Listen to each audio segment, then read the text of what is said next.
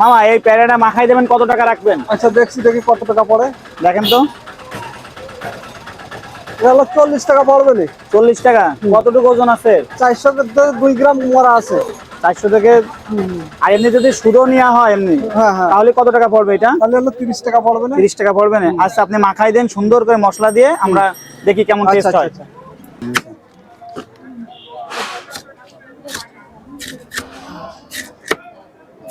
Zoom করতে হয় আমি ভাই। কাটা হয়ে গেল। এবার কি কি দেবেন এতে? এবার দেবো, এটা কি দিলেন? এটা হলো বিট লবণ। বিট লবণ। বিট লবণ। তারপরে এটাও বিট লবণ। এবার দেবো ঝালের গুঁড়া। এই ঝালের গুঁড়া, শুকনো ঝালের গুঁড়া। মিডিয়াম দুটি দিলাম। আর এটা? এটা দেবো হলো কাসন। এসব নিজের বানানো? এটা নিজের বানানো। এই দেবো একটু সিক্রেট মশলা।